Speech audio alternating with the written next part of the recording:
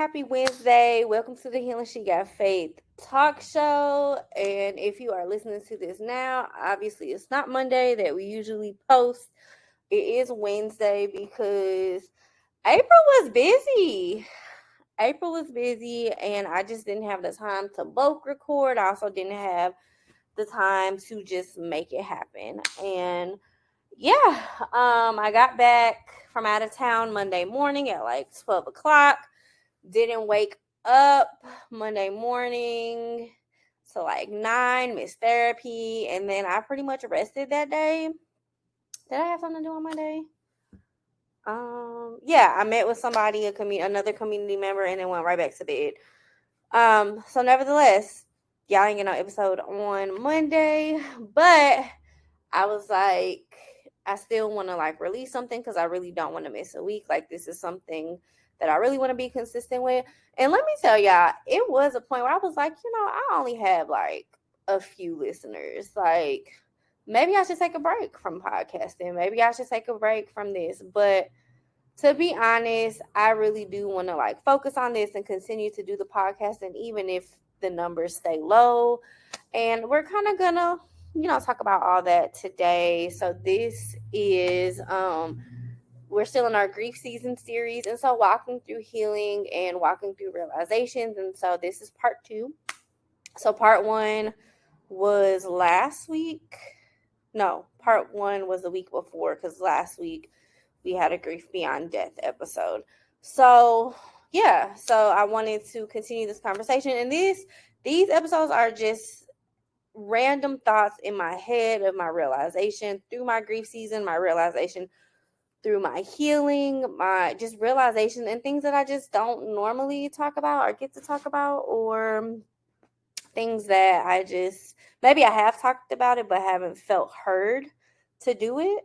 So that's what these episodes are doing. So with that being said, today we are introducing We're Late Wednesdays, because it seems like, I think both times that I've done these episodes, they've been late, which I think really is what started these episodes too. Like, well, part of not being able to have Monday episodes is like I might not have had time to plan. I might not have had the time to record. Also too, like sometimes when you're late and you still want to like give out good content, like sometimes you just have to do it. Also too, I think like I'm such a planner, and so these episodes help me to just be in my authentic self, which is what I want you all to see, versus like if I'm bulk recording 4 or 5 episodes in one setting, like sometimes I feel like a robot. And so like this gives the opportunity to like see me in real time. Like right now I'm recording right after going to the gym and working out. I'm also like in a much better, happier place because I took a break this weekend. I was going to see Mariah Carey. So excited about that. I slept and gave myself permission to sleep and did not feel bad about it. I have been continuing to work out, which has been great. I'm continuing to read. I'm continuing to apply for jobs, continuing to invest in my business. And so I'm in a much better place. I needed a break that I did not have the opportunity to do with some of these jobs that I have had. So we are introducing We're Late Wednesdays. So this is just going to be a segment that we post when we're late on Mondays. So, yeah. Anyways, we can go ahead and jump into the icebreaker. I'll catch y'all over there. All right, welcome to episode 118's icebreaker. I don't think I said the episode number in the intro, but nevertheless, it is episode 118. So we are moving right along. I have been here for 118 episodes, which is so dope and amazing, and I love it. So we are picking from the dream cards. Change your thoughts, change your life. Does it give me an author? sunnypresent.com. Oh, wait. Sana Wookstrom, that looks like a German name, and Sunny Present 2021 second edition. Sunnypresent.com. Okay, well. Oh, there's an Instagram. I should follow them. Oh, I've had these cards for how long? Okay, anyways, tangent.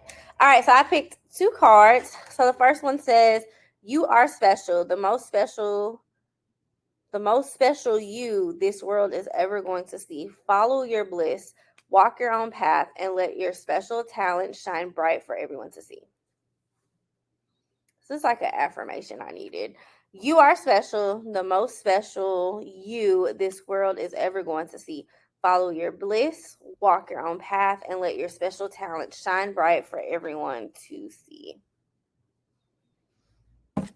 Second card.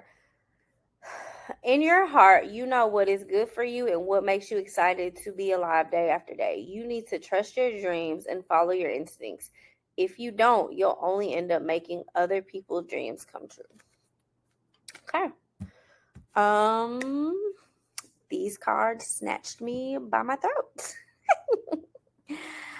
You are special, the most special you this world is ever going to see. Follow your bliss, walk your own path, and let your special talent shine bright for everyone to see. I used to say a lot, especially like in my church days, you are a light in a dark place. And I got that from the book of Luke.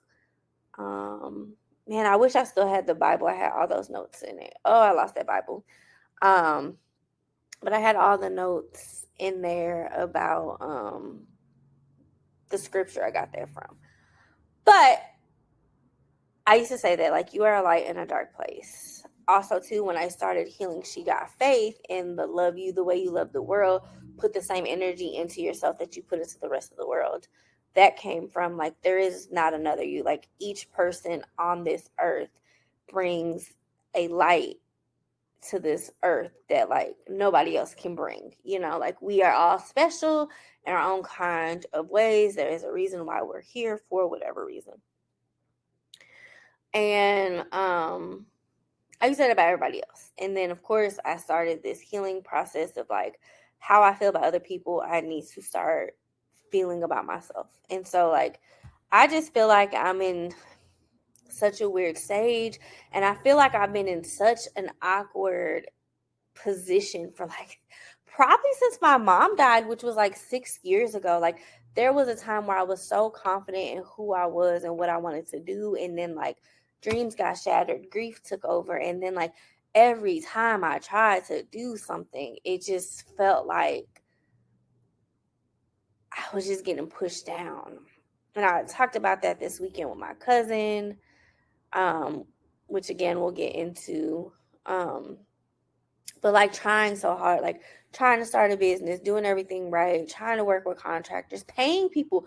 Oh my God, you would think when you pay somebody, they would do the work. No, like, literally having contractors come into my space that I paid them to do and leaving construction dust. Like, painting half of a wall and leaving. They're supposed to put the ring light on my front door and literally just leave the ring light on the floor of the building. Having contractors that you paid thousands and thousands of dollars to do a sub pump, and they go and demolish your bathroom. To this day, the bathroom is still demolished. Going to school, going and networking and trusting people, partnering with community partners, and trusting that people are going to do what they say they're going to do, trusting that people are going to follow a contract, and they don't. And I have had a lot of hope in life. I've had a lot of, like, positivity, and I've had, like, so much just, like, belief and energy into this world. Like, it's going to be okay. Like, things are going to work out. It's going to be fine. And to constantly get knocked down, I finally hit a point where I'm just broken, and I just don't know where I'm at in life.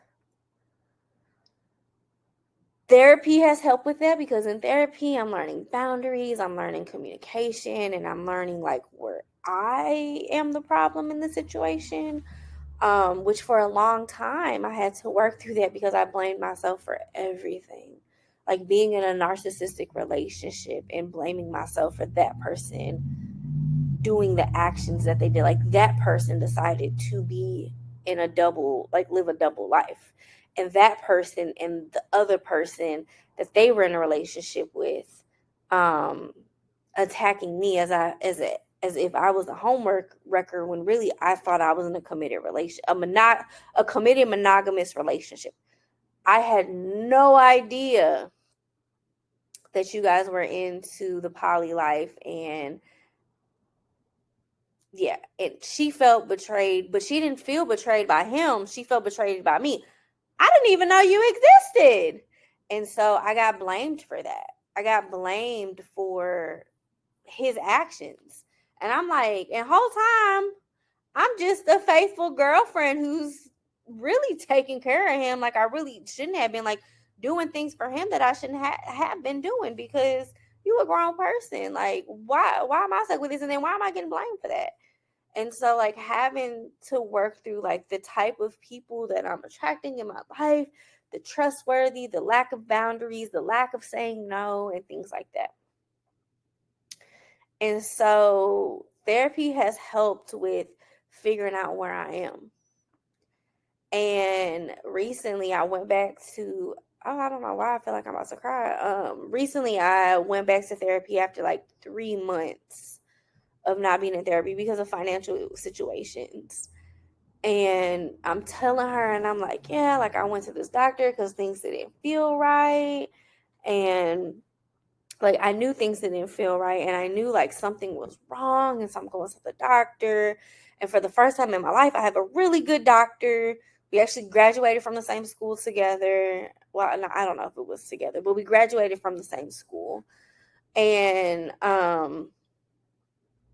like he's advocating for my body, he's advocating for different things, he's listening to me. And then he sent me to a chiropractor, which I just remember like going to my first chiropractor in undergrad, and like one of my teachers being like, chiropractors aren't real doctors, blah blah blah blah blah. But having a chiropractor who like communicates with my doctor and listens to me and like works through it, and it's not just like blowing me off as like somebody, or like going to a doctor where like they don't just want money, and just because you have Medicaid, like we're gonna treat you bad, right?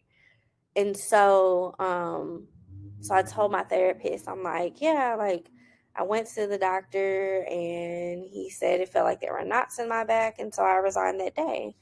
And she was like, I'm going to make you the poster child of therapy, because when you started 3 years ago, you had no boundaries. And now, like, what you're explaining to me is you having boundaries. Like, you now have boundaries. And we fought for you to have boundaries. We fought for you to be in a place where you can actually say no. Telling some of my friends, like, hey, like, you know, we've been doing this for a couple of years. It's not seeming like our schedules are aligning. Maybe we should reconsider this friendship. Or telling my friends, like, hey, I'm no longer planning, because when I plan, you guys don't show up. When I plan, you guys cancel last minute. Like, how do you get tickets for a group of friends and cancel on the last minute? Like, I can no longer live that life. I can't do the last minute. And like telling people like I can't. Like, I just had somebody text me recently and was like, are you available at 7 p.m. on Sunday? No, because on Sundays I want to be at home by 7 p.m. Like, so going out at 7 p.m. on a Sunday does not work for me. Telling people like I want to be in bed by 8:30. Like, even to the point where I'm telling my therapist, like, I am not applying to jobs less than 80K a year. I can't do it. And she's hearing all of this, and she's like, Lisa, like, there was a time where we could not get you to say no. We couldn't get you to stand. And you are telling me all these things. She's like, these are boundaries. And so I finally feel like I'm there, but it's really lonely because it separates people. It gives people that, hey, like, I can no longer be the person that I used to be for you.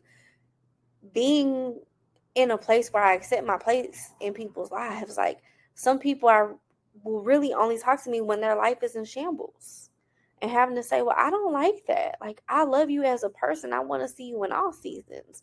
Some people will only talk to me when they need something. I don't like that, because whenever I need something, you're not available. Unlearning a lot of things, and also being in a position where I feel like, you know, I've been expecting X, Y, and Z, and now I'm at a place where I realize that will actually never exist. And so now I have the power to say whether I'll participate or not, whether I'll be here or not. I also have the power to like just be my true self. And if you don't like it, you don't have to be here. Just like you get to live your life. Like now I'm at a place where I'm living my life.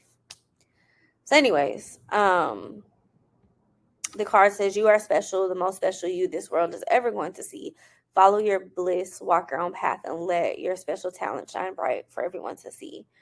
I think I have to be told that I am special. Ooh, I'm tearing up. Um, I have to be reminded that I am special because I have felt so small and irrelevant for so long. Even when my mom died, like there were people who would literally be like, well, her kids aren't the only ones who are hurt. Like there's a lot of people who are hurt. And it's like, fuck y'all. The fuck? And like people who don't even talk to us, her kids would like claim our mom. Like would be like, oh, she was our love. And it's like, I get it. Like if that was your relationship, that's your relationship. But y'all don't even talk to her fucking kids or grandkids. Like, but y'all loved her so much. Um, and so like when I speak up about things like that, feeling so small and feeling so wrong, when it's like, y'all don't even care to listen to me. Um, and okay, so the card says, you are special, the most special you this world is ever going to see. And like recently, there's been a couple people, there's one person in particular who has recently been giving me a lot of compliments that like kind of throwing me off because like we went through a phase where like we really weren't in the best place, but like I guess we're cool now. To be honest, I'm just confused about the situation. But like when they compliment me, I'm like, for real? Like that's how you really feel? Like I be feeling like Prank is gonna come out. What's this, Ashton Kutcher? Like, gotcha. Um, it says follow your bliss, walk your own path, and let your special talent shine bright for everyone to see. And I think that is why I want to continue to do the podcast. That is why I want to continue to do Healing She Got Faith. That's why I've never given up because it is a talent of mine. It is my own path. And I think like I'm finally in a place where I am in my own path. I'm not worried about what other people think. And like I'm comfortable in what it is that I'm doing. I'm comfortable in what it is that I want out of life. I'm comfortable in saying like I cannot accept no 30, 40, $50,000 job no more. Like that does nothing for me. I'm comfortable with saying like I gotta be in bed by 8. I'm comfortable with saying we can go places, but I'm just not gonna drink. Like I'm comfortable with like going to the gym, which that's a huge thing. So I did not expect for that to make me emotional, but it did. Okay, let's see how much the second card makes me cry. Okay. In your heart, you know what is good for you and what makes you excited to be alive every day. And I do. And it's hard because again, I'm in a place where like I'm finally accepting of me, and it is really lonely and it is really hard to be here. And I do know what is good for me, and sometimes it is really hard to let go. And I want to stay here for a minute because I think a lot of times when people express what it is that they want out of life, um when people express what it is that they want out of life, other people will project onto them and try to convince them otherwise.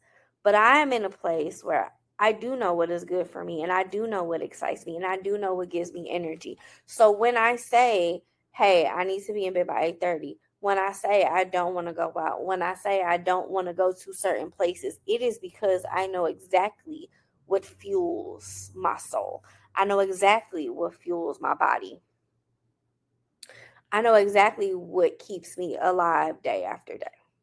And it says you need to trust your dreams and follow your instincts. I have to relearn my dreams, but ultimately, I got to the place, I don't have a name for it, but I got to a place where I can explain it.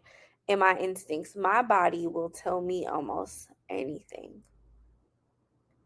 And a while, for a majority of my life, I would absolutely ignore it. And now I'm at a place. Like recently, somebody told me something and I was like, I don't have a good feeling about this. And when I went to tell the person that, they were so offended by my truth. And we got into an argument. And I was like, at the end of the day, from the moment that you told me this situation, I have not had a good feeling. And so I do not want to participate in these conversations. I don't even want to ask you about this experience that you had. And that person's feelings was hurt because they felt like I was dismissing them. They felt like I was mad. And really, it was, if it came down to me being in the position where I'm in this experience, I guess, with you, and this new relationship that you have with this person, I will not be protected. And I can tell because based off of what you're telling me, you would be protected because you're with two people who really love and care for you. But I'm not having a good feeling about this other person. Nothing, my body has not been comfortable since telling me about this person. And that's one thing about my life is I've always been put in situations where like people be like, oh, you'll do this, you'll do that. And for whatever reason, like I'm always like the lame person to other people. I'm always like the ugly person. Like I'm always the, she's so lame, she this, she that. Like, oh yeah, she's cool, but like don't invite her again. And so, and most of the time it's because like that person has other intentions with like our mutual friends and stuff like that, which is fine. Like, just tell me y'all want to do something else that don't require me. That's okay. Like, but it becomes like this mean girl type of thing of like, nah, like it ends up becoming like, well, she's the problem. And so having to like step up and say that, like, hey, like I just haven't had a good feeling. That may not be your story. It probably isn't your story, but like my story is like ever since you have told me about this situation, I have not had a good inkling. My instincts have not been very happy with it. So like I have to step back and figure that out. It said, and the last line says, if you don't, you only end up making other people's dreams come true.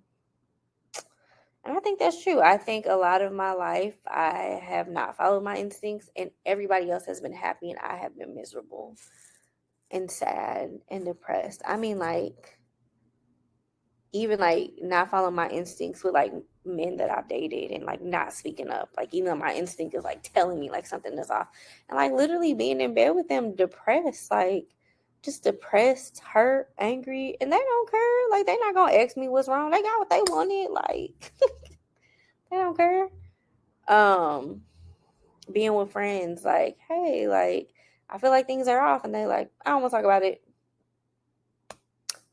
Okay. And then that turns into they just leave my life without explaining. It becomes a ghosting thing. It becomes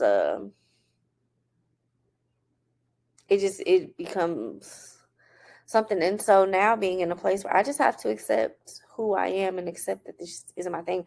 I had a conversation with one of my really, really good friends, and we hadn't seen each other in a while because of life, but like we finally got to see each other, got to celebrate our accomplishments and things like that. And every time I talk to this friend, the question always comes up, are you on dating apps? And I just had to like be honest with my friend and be like, every time we talk, this same question comes up, and my answer is the same thing. I don't like dating apps. I've tried it. It doesn't work. And I have to be okay with that is not my thing. And what I'm going to ask of you is to not ask me again, because I don't want to keep having the same conversation. Also, too, I am in a place of healing, and I want to be okay with this is not my thing, because it's not.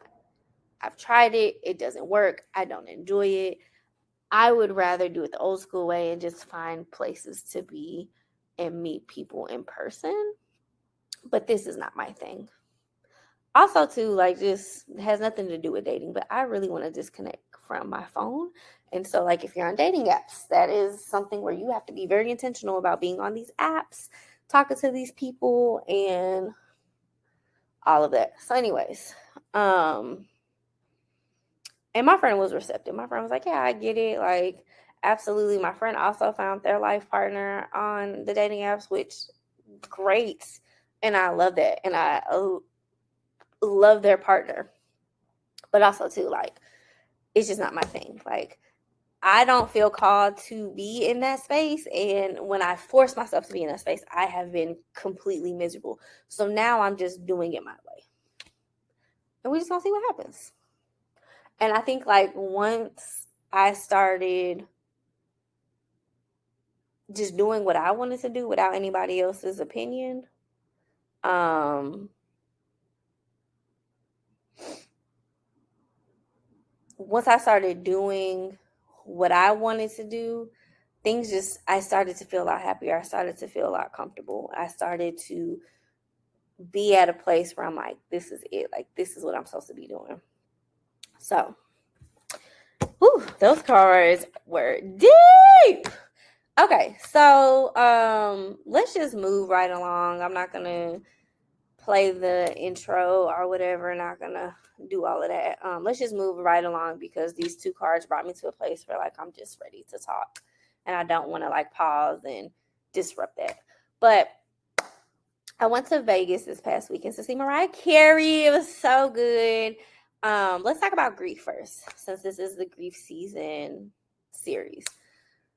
So I saw Mariah Carey with my mom when I was about 12 or 15. Like, really don't remember. But we were at the Fox Theater in St. Louis, Missouri, and my mom took me. And I just remember Mariah just being absolutely amazing. I think that was like the first concert maybe I had experience with just my mom and myself. Like, me and my mom, we went to the American Idol concert. Did we go to Backstreet Boys? No, I think that was my sister. But my sister had got me my mom and myself tickets to go see Mariah Carey, and we went, and I remember having like just such a great time. And so obviously my mom is not here anymore, and obviously I'm not 12 or 15. So okay, so yeah, I went to Mariah Carey this weekend, and she came out on stage and she's singing, and I don't even remember what was the first song she sang, but like I just got so emotional, like boohoo crying as she's on stage. And part of it was like I was remembering like when I was at the Fox Theater with my mom experiencing this. And I remember like she walked down the aisle, but like I just remember like my mom being to the left side of me, and I remember like just being so happy. And like let me tell you, like I was not the most comfortable teen with my mom, like preteen teen with my mom. Me and my mom like really had to grow to have a good relationship. And um so I let myself cry. Like I let myself cry. I danced, I sang, and then eventually like I was okay. Like, and it I say that, and as fast as I'm telling the story is as fast as like the tears came and went. And I think that's important. I think that's important to discuss, because a lot of times in grief we talk about like it is uncontrollable. It's not linear. We don't truly know when it's going to hit us. And that was one of those moments where like it really did hit me out of nowhere. And I kept talking about it. Like I really kept being like, yeah, like the last time I saw Mariah Carey was with my mom. And so like being in that space of like, I'm reliving this experience, but she's not here and she hasn't been here for 6 years. And I miss her. And I miss having opportunities to grow with her. And I miss having her to experience life with. And so I think like as adults, like we go through that. Like a lot of times, like, oh, we gotta be strong. And in that moment, like I realized I did not have to be strong. Like I did not have to be strong. I was missing her. Even two things can exist at the same time. Like I love that I'm here in Vegas at Mariah Carey's residency. I love that I'm experiencing her again. But also too, I remember the last time I was with my mom and I fucking miss my mom. Like, I miss it. I hate that she's not here. This moment is really very overwhelming for me.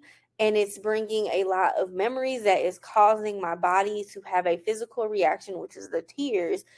And I'm okay with that. And I'm still going to dance, and I'm still going to sing, and I'm still going to scream, and I'm still going to have this most exciting time. But also, too, my body is reminded of the grief. So that was my first realization in Vegas, where I was like, okay, grief just pulled up. We're here. We're going to roll with it. So the next day, I wake up and I sleep. And I sleep for a long time. And I probably didn't shower until like 11:30 noon. And I didn't feel bad about it.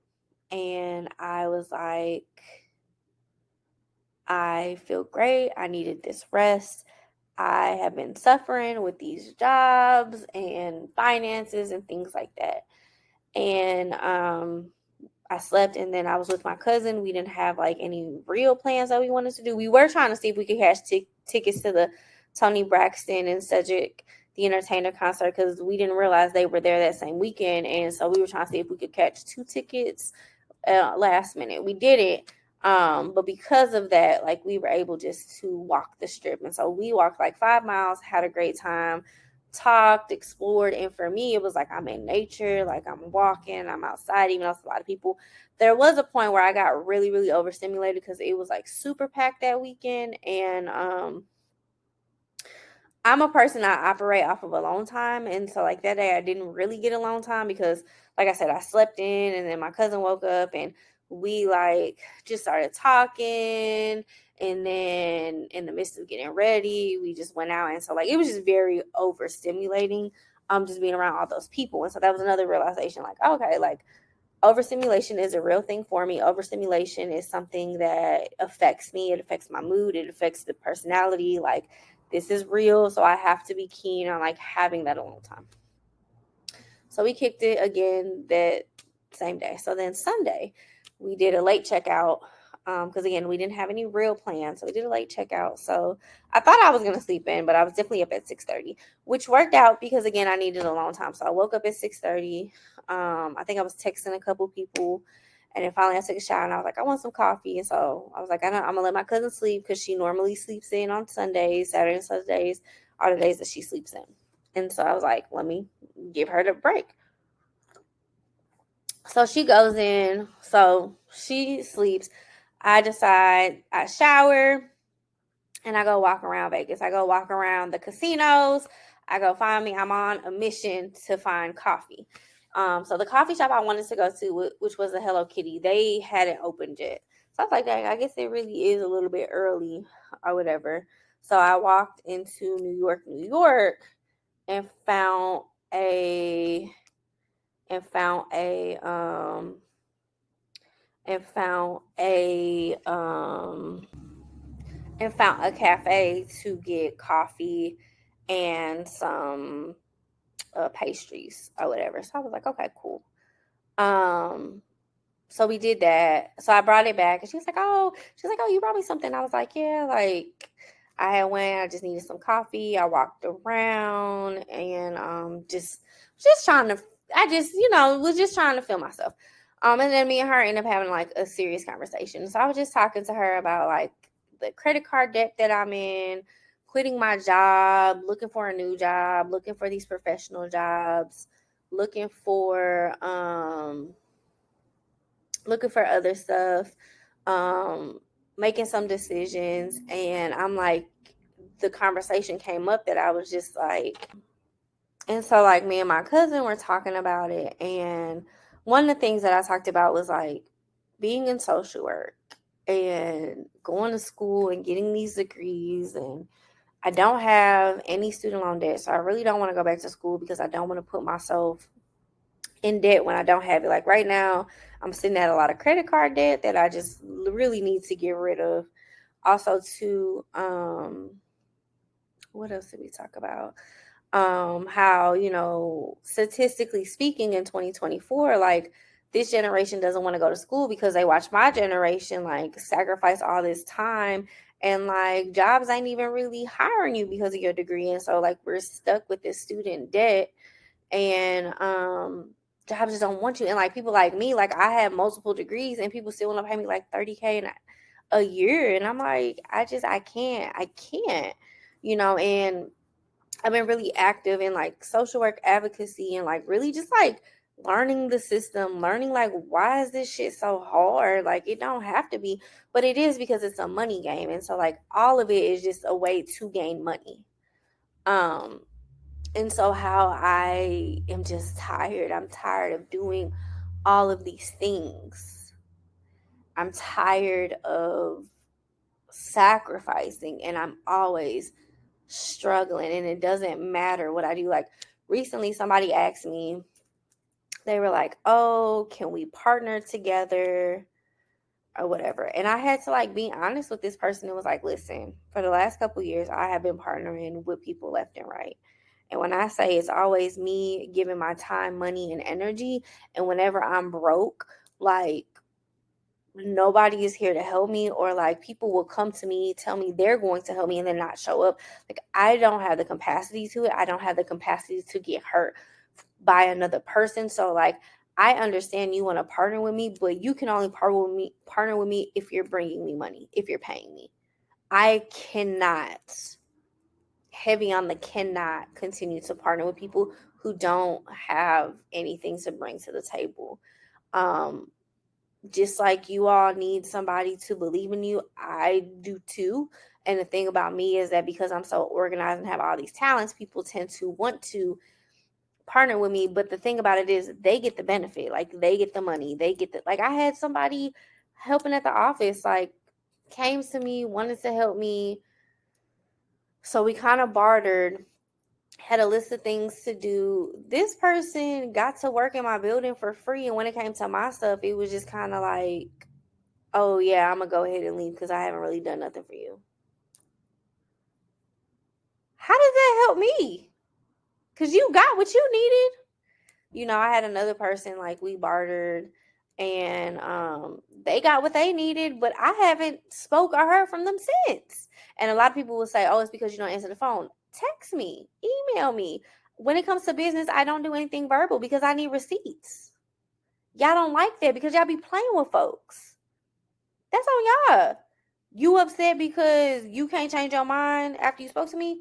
You need to email me, like, because I need receipts, and that's just what it is. I need receipts because too many times I've trusted people, and I've still gotten played. So, and so like even in that, like standing in that, like I can't, I can't help anybody right now. So, anyways, fast forward, and my cousin was like, yeah, I feel like you're just tired of like always doing everything. Like I wrote these books, and these publishers just are trash. Like um I've just done so much, and the people that I've worked with just aren't, like, they sell a good game, but like they're just not for me. And I think like that's the thing too. Like I think that can also be a real thing in business, is that we just didn't work well together. We just didn't work we just weren't good business people together, which is fine, like because you can be friends with somebody, and you can try to be friends with somebody, it just doesn't work, and y'all just don't work. Which honestly, let's talk about that too, because this year was the first year that I met a guy who I thought was great. Conversation was there, but homeboy could not just keep up with me. And what I mean by that, like we just weren't on the same page when it came to dating. And I got to a point where I was like, you know what? It's okay. We just are not compatible with each other. And that's okay. And that was the first time in my dating experience that I was like, it is okay. We can still be cordial. We can still be friends. And I was a positive Patty. And he ain't feel the same way. And I was just like, but we cool. We can be. Like, I'm not upset. I just accept that, like, hey, like, we're just not compatible. But he felt otherwise. He felt like I was doing too much, and the reason why we weren't compatible was my fault. So, yeah, yeah. Well, that's fine. That's fine. Um, but like being okay with it, you know. I'm a firm believer in like just because somebody was trash to me doesn't mean they're trash to you. Um, but that doesn't negate my experience, and that doesn't mean like my experience isn't real. And also too, like I do understand perceptions. We might have been in the same exact relationship, but like your perception is completely different than mine, which has also happened in a lot of my relationships. Like when I finally decide to leave a man and want nothing to do with him, a lot of times the response is, well, what was really bad about our relationship? You cheating? I mean, you got the benefit. You got two vaginas. You were living. Probably had both of us paying for stuff. I mean, like, you were living. Um, so that was a big problem for me. But, and that's always the thing. Well, like, well, like I guess our relationship really isn't that bad. It's not bad for you because you got the benefit. You got the best of both worlds. It was terrible for me because I was in a committed monogamous relationship. And here I was thinking you were too, and the whole time you're like out here cheating instead of just saying like, hey, like, yeah, I don't want to do this monogamous thing, or hey, like I don't think we're compatible. Um, so anyways, like just having those type of moments and realizations. And I think like for me it's just I am tired. I am tired of doing all this work. I'm tired of just not having like the success or the peace that I really, really want. And even though like I'm fighting, I feel like I'm drowning. I met with somebody that I'm like I met through a networking person. And so like just meeting through other people because I'm trying to expand my network. And he said something, he was like, for years I felt like I was being hazed in my career. And I was like, I definitely feel like I'm being hazed in my career. I feel like I've been doing so much and haven't gotten anywhere. I feel like I keep getting these low end jobs.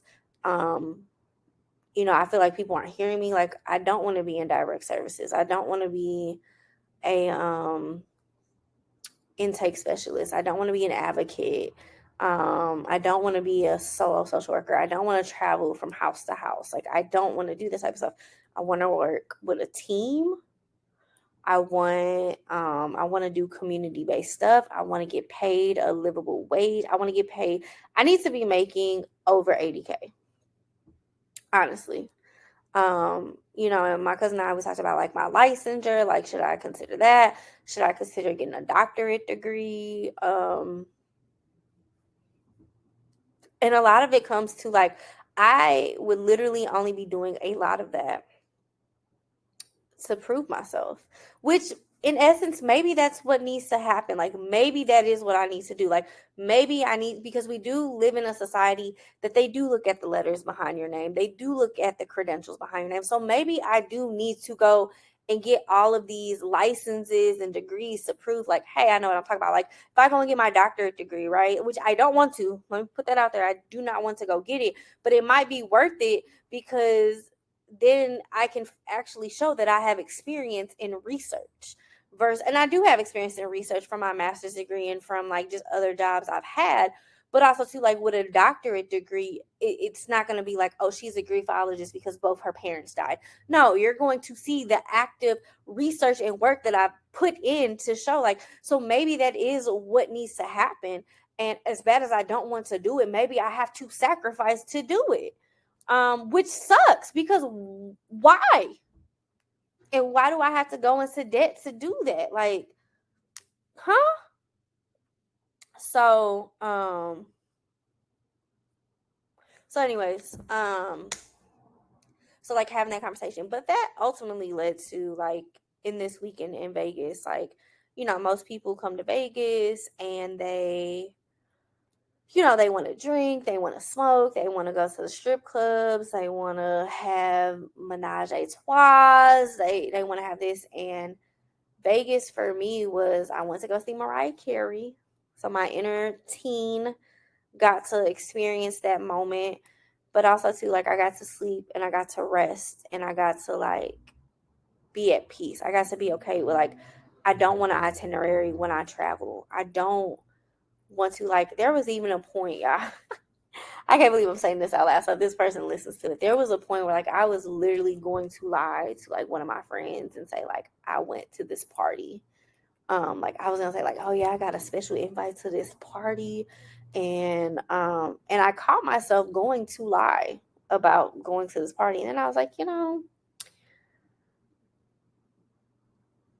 I'm kind of joking right now, but also too, like, I really did want to lie and tell you I went, but also too, like, I'm just in this season of this is just who I am, and that may not work for my friends and the people in my life. Like, who I am in the season may not work, and that's okay because I am so tired of being on the go.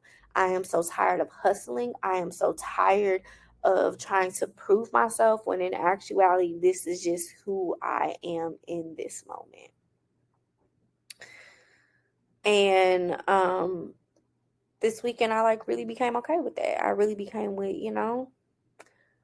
to be honest, I'm almost 100% sober. And what I mean by that is like right now I only get a cocktail because it makes me feel sexy. It makes me feel grown and some of the taste I like. But like I don't drink alcohol to get drunk. I actually really love my personality and I don't want to distort it. I actually really enjoy being sober. I don't smoke. I don't participate in any type of weed activities. It just does nothing for me. So I don't participate in it. Um I enjoy going to the gym now, which it took me a very long time to do that. So like last year I was working out and I was doing really good. Like by this time last year, like I had no back rolls, which was so good.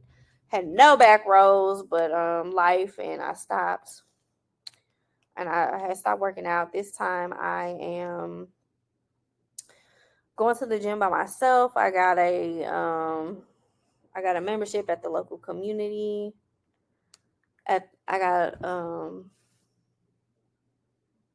yeah, I got a membership at the local community center. It's a lady up there. She does some real affordable training classes. So like I've been working with her just to get to the gym, and like let me look at my March and April fitness because I've been working out for a while and my goal is to not miss more than a day.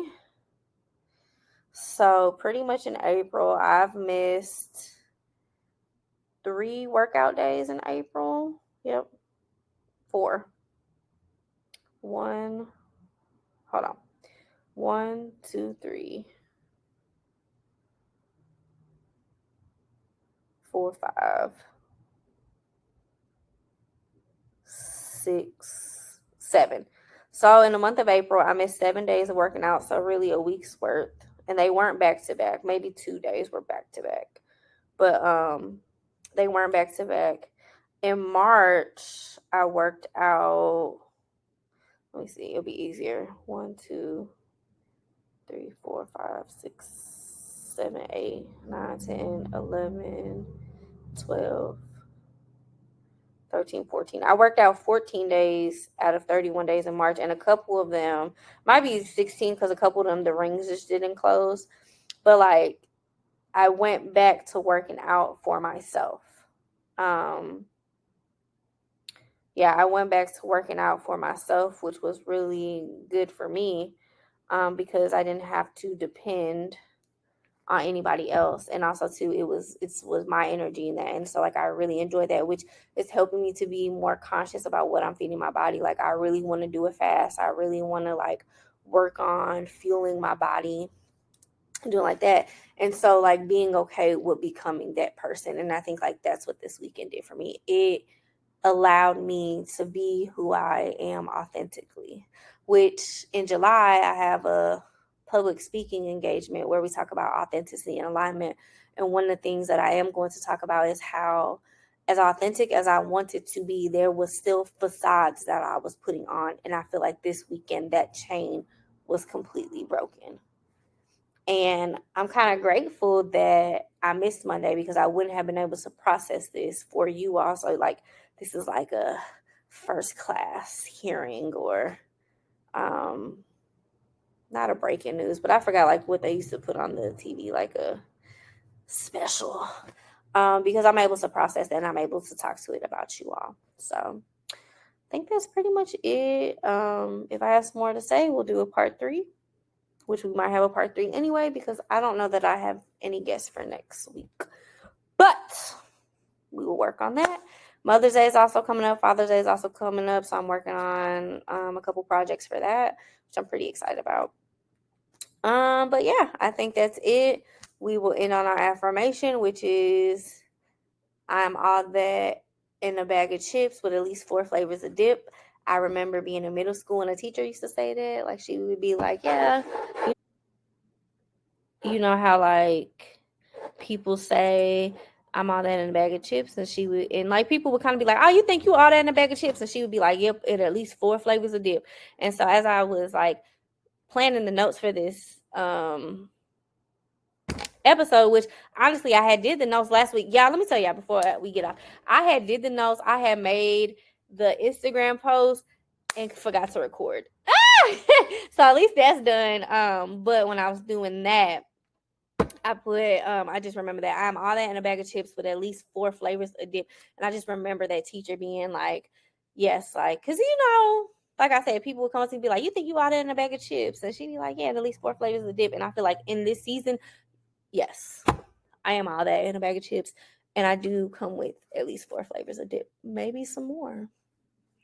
Who knows? But anyways, the affirmation is I'm all that in a bag of chips with at least 4 flavors of dip. Okay. So as always, thank you for listening, especially if you made it this far. This was episode 118. We're in our grief season series, Walking Through Healing, part 2. And I love you, but always remember to love you the way you love the world. Bye, guys. Catch you next month. Oh, this is Wednesday, but I will catch you next Monday. Bye, guys.